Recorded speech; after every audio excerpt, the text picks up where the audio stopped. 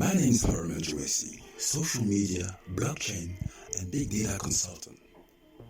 This podcast is a bite-sized summary of a potential conversation with Satoshi Nakamoto's seminal white paper, Bitcoin, a peer-to-peer electronic cash system. The goal of this podcast is to establish the many sources and resources necessary to create, deploy, and optimize blockchain technology ecosystem in order to establish a Bitcoin or blockchain standard for businesses and organizations in the 21st century. A vulnerability within the Bitcoin global network? Really? Is this possible? Let's explore it. Satoshi's Corner, Season 1, Episode 5. Previously on Satoshi's Corner, we explored timestamp server, transactions and recorded history, as well as private and public keys. And today, proof of work, as per the Satoshi's protocol. Let's go. Number 1 was transaction. Number 2, timestamp server. Number 4, proof of work. So, to implement a distributed timestamp server on a peer-to-peer basis, we will need to use a proof of work system similar to Adam Back's Hashcash, rather than newspaper or Usenet posts.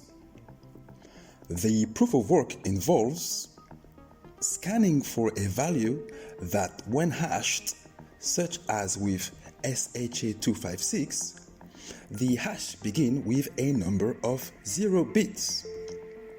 The average work required is exponential in the number of 0 bits required and can be verified by executing a single hash. For our timestamp network, we implement the proof of work by incrementing a nonce in the block until a value is found that gives the block hash the required 0 bits. Once the CPU effort has been expanded to make it satisfy the proof of work, as later blocks are chained after it, the work to change the block would include redoing all the blocks after it. So what does that mean? We have a graph with 2 blocks. Block number 1 and block number 2. Block number 1 is getting the first set of data, all right, from the previous hash, okay, and has a nonce next to it.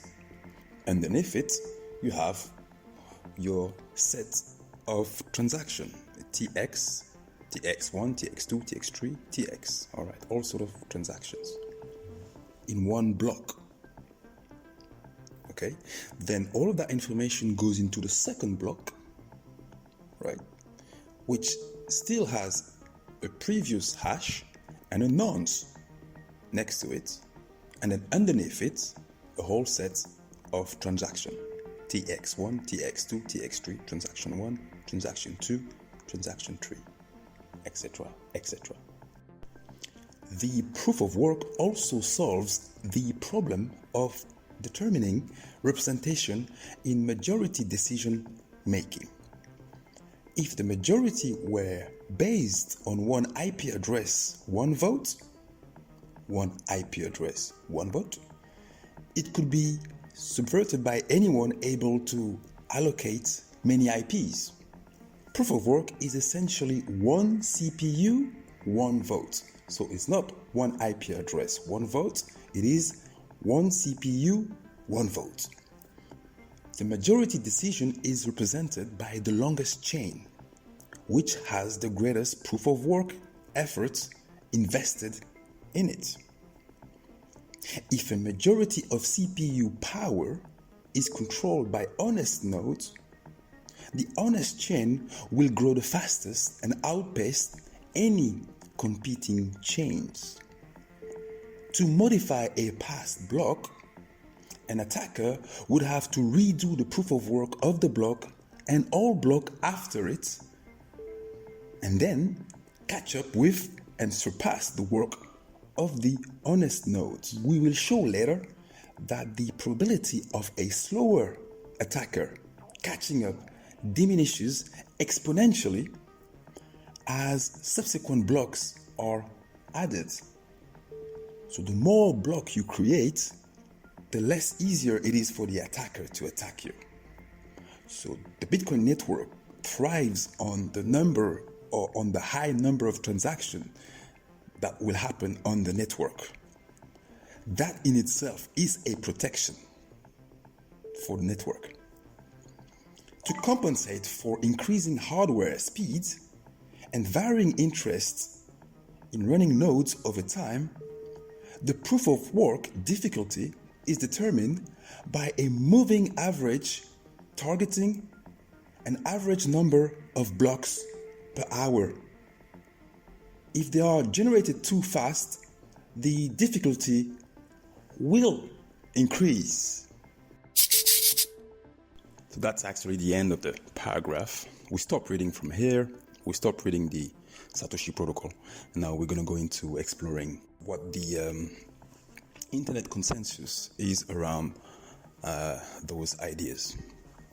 The internet consensus being provided, of course, by the SERP, Search Engine Result Page, and the AERP, Answer Engine Result Page, like Google, Siri, Alexa, and so on and so forth, YouTube, etc., etc. Thank you. Of course, January the 17th, 2018, an article written by Andrew Tarr. All right, let's go. Proof of Work Explained. That's the title of the article. What is proof of work? Proof of work, or POW, is the original consensus algorithm in the blockchain network. In blockchain, this algorithm is used to confirm transactions and produce new blocks to the chain. With proof of works, miners compete against each other to complete transactions on the network and get rewarded. In a network, users send each other digital tokens. A decentralized ledger gathers all the transactions into blocks. However, care should be taken to confirm the transaction and arrange blocks. This responsibility bears on special nodes called miners, and a process is called mining. The main working principles are a complicated mathematical puzzle and a possibility to easily prove the solution. So what do we mean by a mathematical puzzle? It's an issue that requires a lot of computational power to solve.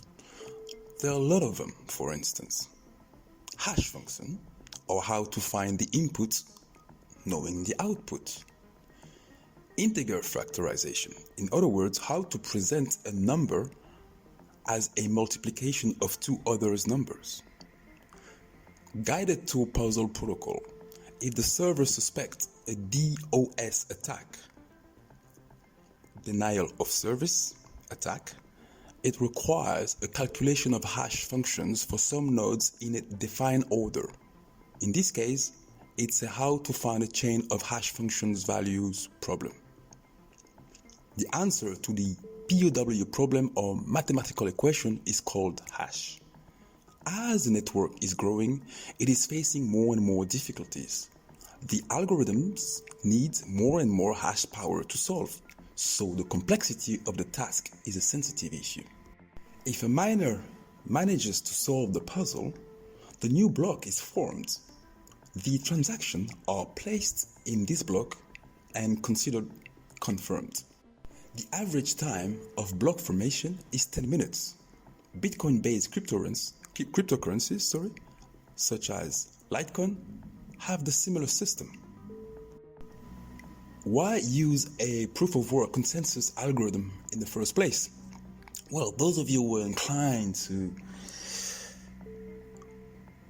data breach research, or simply want to maybe hack the Bitcoin network, the main benefits, of course, of proof of work are the anti-denial of service attack defense and low impact of stake on mining possibilities.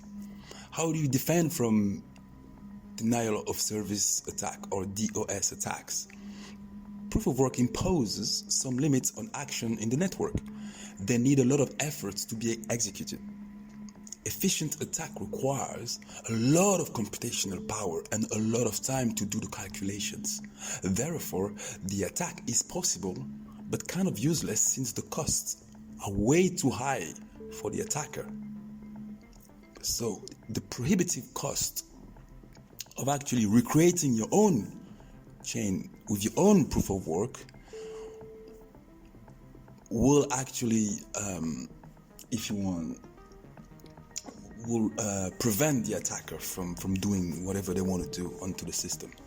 Mining possibilities. It doesn't matter how much money you have in your wallet. What matters is to have large computational power to solve the puzzles and form new blocks. Thus, the holder of huge amount of money are not in charge of making decisions for the entire network. Meaning you cannot stake the huge amount of bitcoins you would have in your wallet to influence the network. What are the problems with proof of works? The main problem you have with proof of work is huge expenditure, of course.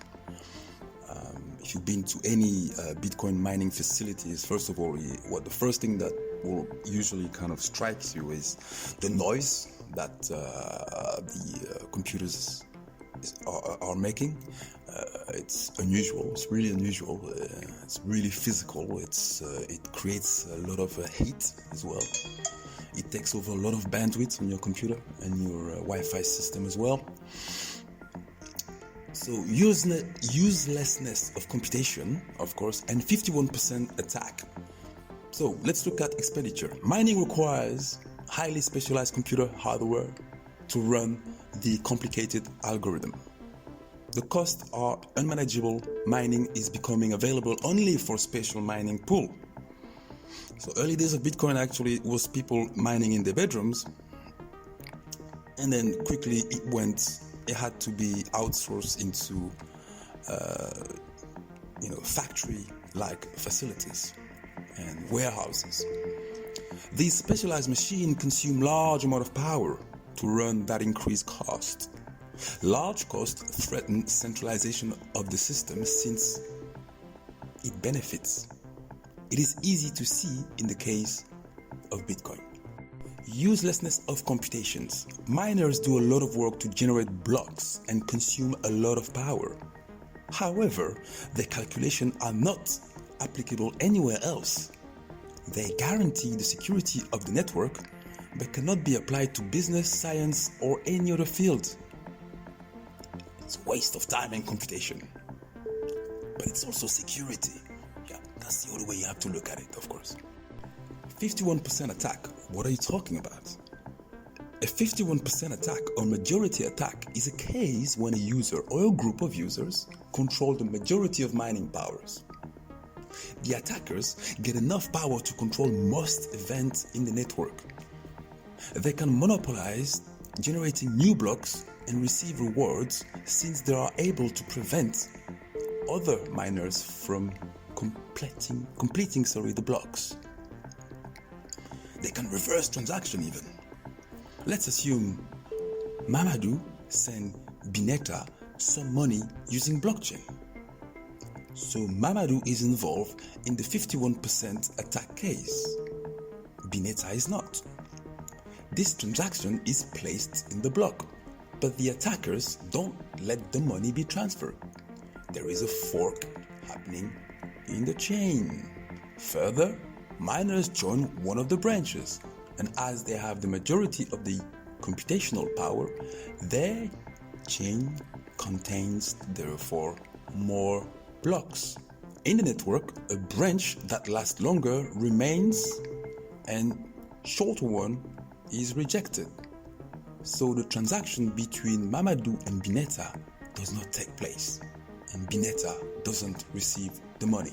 Following these steps, the attackers can reverse transactions. 51% attack is not a profitable option.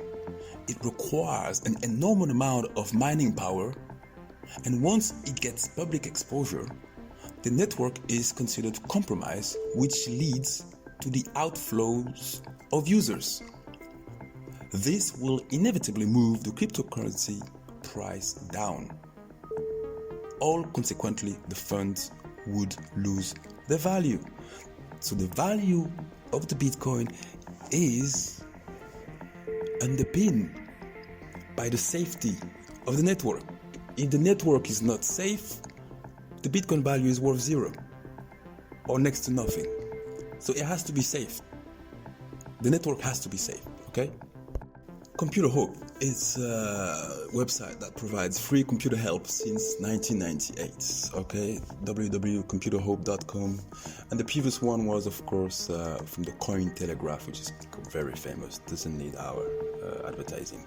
All right, a node may refer to any of the following. In data communication, a node is any active physical electronic device attached to a network.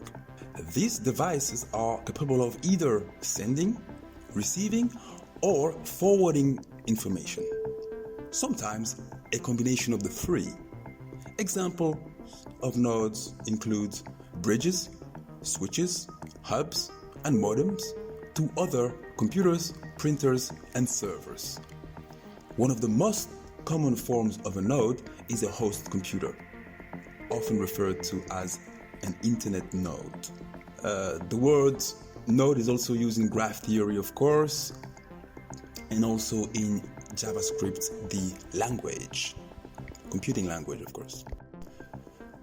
All right, this is from https linkspringer.com. It's a website where you can buy and academic content, academic articles, really high-end academic content. Right, so this is fairness in message delivery in delay-tolerant networks. That was published on the 21st of July 2018, Springer link. It was written by Animesh Roy, Tamagna Acharya, and Sipra Daspit. I think it's coming from India once again, right? A lot of writers, a lot of good writers, impressive writers coming from the Indian subcontinent or continent. Let's call it continent, right? The size of it, once you have 1 billion people, it has to be a continent, right? Abstract, rare existence of the end-to-end path and intermittent connectivity among the nodes are the key characteristic of delay tolerant network, DTNS.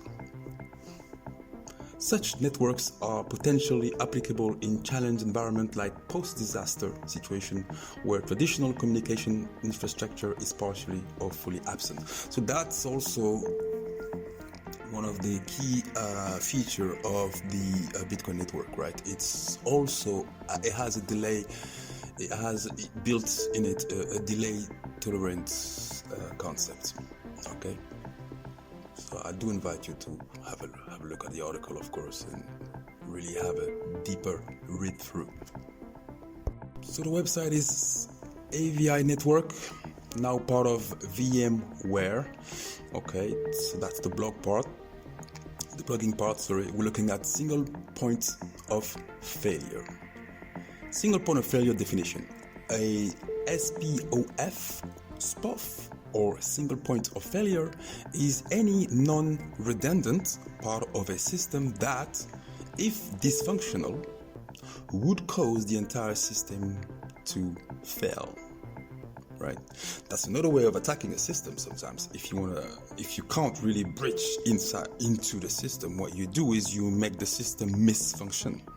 Right? If your system misfunction, ultimately you'll get to the system to do what you want the system to do. But first of all, sometimes it's better to crash it first and then do what you need to do. So you have to look at those things in different ways, of course. We're looking at data security here, right? And of the network and the system. Okay, a single point of failure is antithetical to the goal of high availability in a computing system or network, a software application, a business practice, or any other industrial system. That's exactly what I said, right? If you have a single point of failure, right, you will ultimately, it's antithetical to the goal of high availability, okay, in a computing system. So any computing system has to be highly available to be successful. If it cannot be highly available, you've already started doing your data breach to some extent. All right. So what is a single point of failure? A single point of failure is essentially a flaw in the design, configuration, or implementation of a system, circuit, or component that poses a potential risk because it could lead to a situation in which just one malfunction or fault causes the whole system to stop working. One malfunction could cause the whole system to stop working. Depending on the interdependencies implicated in the failure, and its location, a single point of failure in a data center may compromise workload availability or even the availability of the entire location. Productivity and business continuity suffer, and security is therefore compromised. avinetworks.com, have a look at it, very interesting website. Now we're looking at this article, that's blogtrendmicro.com, security news direct from threat defense expert. All right, that's what it is. It's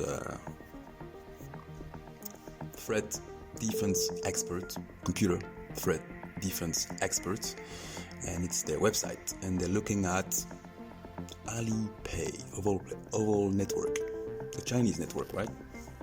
The Alipay, of course, is the equivalent of PayPal, but in China and globally now, right? It was posted on July the 29th, 2014. Okay, the author is Wei Chao Sun, mobile threats analyst. Alipay is a popular third-party payment platform in China that is operated by Alibaba, one of the biggest internet company in China. So Alibaba is your Amazon somewhere else, right? We recently found two vulnerabilities in their Android app that could be exploited by an attacker to carry out phishing attacks to steal Alipay credential.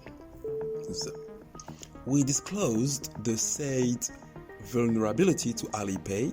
They acknowledged the issues and provided updates to their users earlier this month, which fixed this vulnerability. Version 8.2 and newer of the Alipay app no longer contain this vulnerability. We urge all users of the Alipay app to check if they still have the vulnerable version and update to the latest version if needed. First vulnerability is exported activity. Android applications have several important components, one of which is activities. This has an important attribute, Android.exported.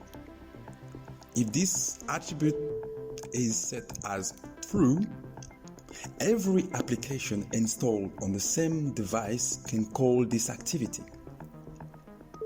Developers should take care so that their exported activities are not abused. The second one will be malicious permission. We discussed earlier how permissions can also be exploited by permission preemption. In this attack, a malicious app is installed before the target application, which grants the target's application customized permission and access the component protected by the permission.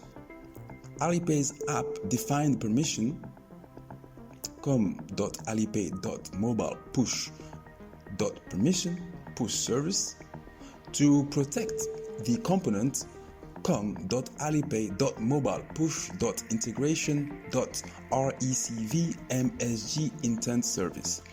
This component is used by the Alipay app to receive messages from the Alipay server. One particular message is the message informing the user that an update for the app is present. After a malicious app is granted the push service permission, an attacker can simply construct a message and send it to the RECV MSG intent service to push an update notification to user and basically push out a fake update with a new link and so on and so forth. Once the user has accepted the update, another application will be downloaded and installed. The URL where this download app will come from is controlled by the attacker as well. Combined with the recently uncovered Android launcher vulnerability, we can hijack the Alipay shortcut and launch the faked Alipay to get users' accounts. I repeat again, this is an old article dating from 2014, so of course that vulnerability has been fixed. But think about the number of potential vulnerabilities you would have in a decentralized network that cannot be fixed anymore because the network is by definition decentralized, right? That's quite interesting. And of course, we go back to the Alipay Twitter profile with 198,000 followers. All right, it's got a blue check mark as well, and that's something that was posted on November the 11th, 2017. Okay, and it says world records. We've processed 256,000 payment transactions per second, all right, for Alibaba Group, all right. 5 minutes and 22 seconds into double 11, that's a year-on increase of over 101%, okay. So on the day when Alipay was under the biggest scrutiny probably of its career and life, that was in 2017. All right, Alipay was able to process 250,000 payment per second. Right, remember what I said about Visa, who was around 46,000 and is actually a very good network, and the Bitcoin network being around 7 transactions per second, versus the Pesa network being around 1,200 transactions per second. Does that give you a scale of what you're looking at? Okay, when we're comparing the different network, the different global network. And then a more kind of general business news on the success of Pesa. All right, so where are we? It's digitalhbs.edu, HBS, that rings a bell. Oh, Harvard Business School, there you go, right? Might as well start there. Harvard Business School, HBS, all right. So Harvard Business School is talking about replicating M-Pesa, lesson from Vodafone Safaricom on why mobile money fails to gain traction in other markets. So digitalhbs.edu, so it's the Harvard Business School website. The success of M-Pesa in Kenya's premier online mobile money transfer and financing system has proven very difficult to replicate in other emerging markets. In Kenya, M-Pesa has been widely successful. Launched in 2007, M-Pesa allows users to send money to each other using basic SMS technology. It currently has 24 million registered users, 95% of adults, and total transaction value in and around $50 billion, right? If I get it right, so you have to convert. Okay, equivalent to 75% of the 65 billion GDP flowing into the system. It's a huge amount, right? 50 billion versus a GDP of $65 billion, right? 50 to 65, that's the proportion. Despite its success and clear benefits to the economy, M-Pesa has proven incredibly difficult to replicate in other emerging markets. Even in neighboring countries, and even by M-Pesa's parent companies Vodafone, Safaricom, in other markets that it operates in, of course. Understanding the evolution of M-Pesa business model and its operational decision can shed light on winning strategies and challenge in replicating the model. M-Pesa's original concept was simple. It would allow users in Kenya's major city to send money to relatives in rural areas. There was already demand for the service and no alternative. And also Safaricom versus Vodafone, if you want, had a monopoly situation in Kenya also. They were the number one company in Kenya. And its Safaricom efforts was seen as a charitable type of effort. So it had a lot of goodwill from the government, which let them, transfer money via mobile because of that, because it had a lot of goodwill. So there was not a lot of financial oversights, if you want. Whereas when M-Pesa got into other countries, it was introduced as mobile money from day one. And then, of course, it was competing with other networks who definitely increase, if you want, the regulation around mobile money from day one, which was exactly the opposite in Kenya, where it had the goodwill from the government who wanted to be able to, send money from the major city in Kenya towards the countryside. That was really, the end game there. In 2016, of course, M-Pesa's net revenue hit 302.5 million. It's definitely more in 2020, but we're going to go back to M-Pesa. I think you've noticed that we will always go back to M-Pesa and other systems to try to compare how do they fare with the Bitcoin global network that we are studying as per the Satoshi's protocol. I'm done for today. Thank you very much again for following us. My name was Hermann Djoumessi, MA, CEO and founder of the ADMP Virtual Incubator. Do not forget to check all the links at the bottom of this podcast. Subscribe to ADMP newsletter on ADMP Incubator /Substack, SUBSTACK. Find ADMP on Twitter at Team ADMP, or visit our website www.admpawards.biz. Subscribe to this podcast on Spreaker, Spotify, YouTube, Podchaser, Amazon, and all the good platforms you do subscribe to. Find and share our podcast on social, #ADMP, and smash the like button, please. #stay resilient, #Matrix out.